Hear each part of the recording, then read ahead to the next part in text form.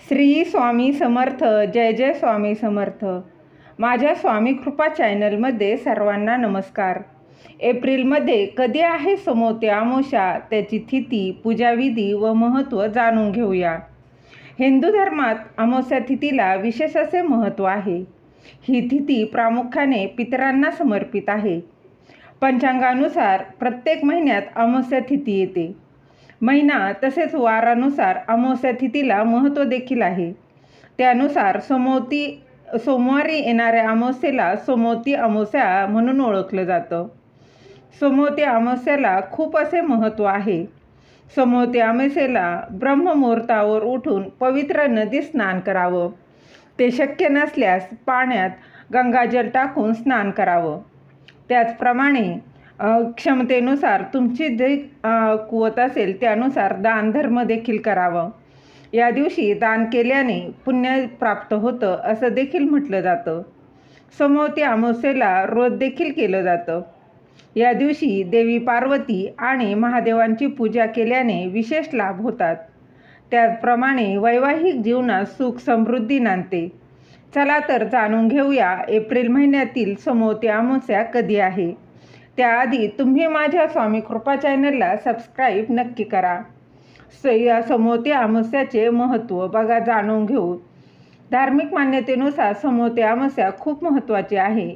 या दिवशी जी महिला व्रत करत महादेवाची पूजा करते त्या महिलेच्या पतीला दीर्घ आयुष्य लाभतं.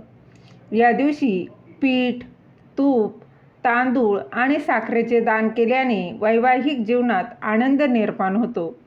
त्याचप्रमाणे सोमवती अमावस्येला व्रत केल्याने अखंड सौभाग्य प्राप्त होतं व त्याचबरोबर सुख, समृद्धी व यश देखील मिळतं आणि पितरांचा आशीर्वाद प्राप्त होतो.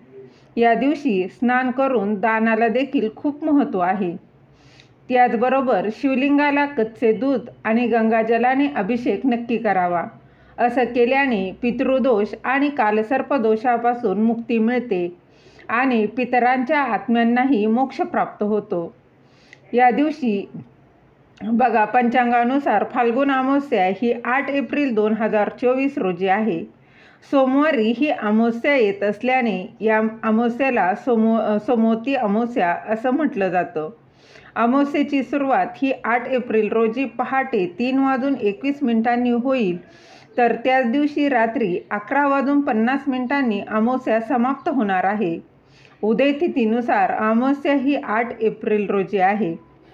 या दिवशी स्नान व दानाचा मुहूर्त पहाटे 4:32 पासून ते 5:18 आहे. ब्रह्ममुहूर्तावर स्नान आणि दान केल्यानं अधिक लाभ होतो. या काळात कोणत्याही पवित्र नदीमध्ये श्रद्धेने स्नान करावं. जर नदी नसेल तर पाण्यात गंगाजल टाकून देखील तुम्ही स्नान करू शकता व तुम्हाला जसं शक्य होईल यथाशक्ती त्याप्रमाणे दान देखील करायचं आहे. सोमवती अमावस्येचा पूजाविधी जाणून घेऊया. सोमवती अमावस्येला महादेव आणि माता पार्वतीची पूजा करण्याची परंपरा आहे.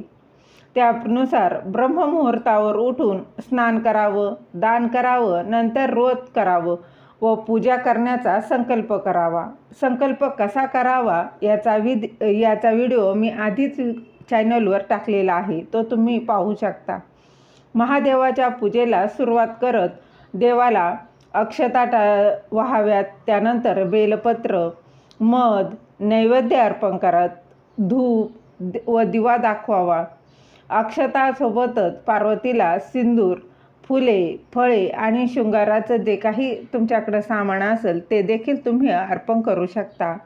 पूजेच्या वेळी शिव चालीसा आणि पार्वती चालीसा पठण नक्की करावं आणि हे सर्व पूजाविधी आटोपल्यावर शेवटी आरती करून प्रार्थना करावी. तुमची इच्छित मनोकामना नक्कीच महादेव पूर्ण करतील.